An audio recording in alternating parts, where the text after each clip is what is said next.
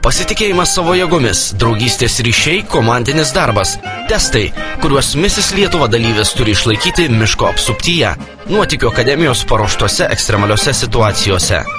Akrobatinis pasivaikščiojimas ištemptų lynų po truputį atskleidžia, kad anaiptol ne kiekvienas sugeba ištiesti pagalbos ranką, kad moterys, kurios atrodė stipriausios, prieš užduotį pradeda virpėti lyg epušies lapas, o puikiai pasirodžiusias konkurentes palydi pavydų žvilgsniai.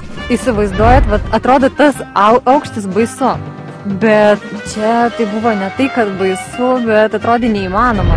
Pirmas įspūdis, kad, tarkim, paneigimas fakto, kad nieko nėra neįmanoma. Pasirodė, kad iš tikrųjų tai yra neįmanoma, kaip galima su žieminiais sportiniais batais, didelėm pirštinėm ir apskritai prisirengus perėti per ploną liniją. Va šansų, bet įmanoma. Hubertai, dabar trumpai, drūtai papasakok savo įspūdžius iš šios rungties, iš šio išbandymo. Kuri mergina geriausiai pasirodė, kuri iš jų čia bandė įsisukti, ar nors viena yra įsisukusi, kurių neperėjo šitos. Nepastebėjau, žinok, iš tikrųjų viskas buvo labai gražu, jo, o labiausiai man patiko, jo, iš tikrųjų profesionaliai, jo, nors ir kiekviena turėjo savo būdą, kaip įveikė, bet iš tikrųjų techniškai labai gražiai. Vida ir vėl neliko nepastebėta. Ji išgarsėjo jau atrankoje, kai komisijos narė Lidija Rasutis Vidai papriekaištavo dėl tarpusavį nedarančios suknelės ir batelių spalvos. Tada Vida apsiverkė, todėl abejingų jai neliko. Ji sulaukė daug dėmesio ir iškart buvo praminta mėlynaisiais bateliais. Vaikas perskaitė jau ir laikraščiuose, ir žiūrėjo, ir mane palaiko, ir mamytė, tu verkėjai. Aš esu laiminga ir dėl to, kad turiu 2 vaikus, vyrą, ir dėl to, kad aš turiu ir laisvę, ir galimybę viską suderinti. Vida sielvartauja, jog atrankoje pasirodė pernelyg silpna. Galimybė išbandyti savo jėgas šiame projekte jai tiek svarbi, jog atsisakė kelionės į kalnus, kurią su vyru labai seniai planavo. Mes buvom susiruošę slidinėti su žmona, gavo pakvietimą ir gavosi taip, kad išvažiavau vienas trumpam paslidinėti. Jinai klausė manęs, kodėl aš ją myliu. Tai nėra vieno atsakymo, vieno žodžio, kad aš tai myliu dėl kažko. Yra daug sudėtis iš visko. Nereikia.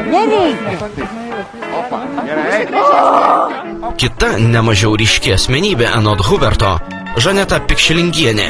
Ji nuo pat pradžių prisipažino, jog labai bijo aukščio. Nepaisant to, savo baimę įveikė. Bent jau kol kas. Mes nugalėsim! Geras, mes jautėm tavo tą baimę ir iš tikrųjų įvertinam tą vidinį darbą. Ačiū. Ir čia ne šiaip sau sakau, nes čia yra, mes tai sakom kaip avansų, kad sekantis, kitas pratimas bus dar geresnis. Taip, tiesiog. Jūs šitą palaikymą jaučiat? Labai jaučiu. Super. Įvertinęs pirmąją, Hubertas užsimena apie dar sudėtingesnę užduotį. Jis savo pažadą tęsi. Tai supratusioms moterims širdis nusirideno į kulnus, bet tai išvysite šiek tiek vėliau. Trumpam sugrįžkime prie Žanetos. Jai šiandien teks įveikti dar didesnio aukščio baimę, tačiau 38 buvusi ekonomistė aiškiai parodo, jog ji yra nusiteikusi kovai. Teko patirti, kas yra krizė. Teko išgirsti verdiktą jūs atleista. Buvo labai skaudu. Be darbo aš negaliu ir nemoku, niekada nebūsiu namų šeimininkė. Net jeigu ir būtų sudarytos visos pačios puikiausios sąlygos, noriu dirbti, išeiti, bendrauti su žmonėmis, noriu duoti ir noriu gauti. Žavi moteris tikisi, kad projektas Misis Lietuva atneš gerų permainų. Kartą ji jau patyrė, ką reiškia kardinaliai keisti gyvenimą. Tai atsitiko prieš 20-metį, kai žuvo jos geriausia draugė. Aišku, mes įstojom abi, mokėmės, soliniam dainavime, studijavom, labai linksmai leidom laiką. Nerealiai balsinga, labai graži mergina.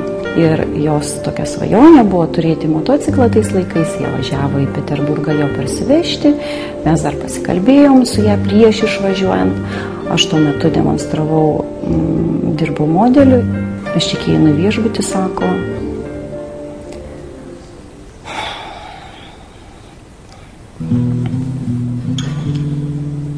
žuvo tavo geriausia draugė. Buvo labai labai baisu. Jaunas, talentingas, gražus žmogus ir jo nėra. Aš šiaip dabar dažniau galbūt verkiu. Tada aš labai retai verkdavau. Tada aš net negalėjau gyventi tas dienas. Žaneta pasakojo, jog po nelaimingo įvykio nebegalėjusi studijuoti toje pačioje konservatorijoje, kur mokėsi kartu su geriausia drauge. Ji pasirinko Vilniaus universitetą, o ten sutiko būsimą vyrą. Mes su juo esam grupiokai. Ir aš galvoju, galbūt aš to nuostabaus žmogus būčiau nesutikus. Ir taigi vėl, turbūt tai yra mano pagrindinis šūkis. Nėra to blogo, kas neišeitų gero. Dabar kviečiame praverti dar kelių dalyvių namų duris, susipažinti su jomis artimiau. Galbūt taip padės jums išsirinkti savo favoritę.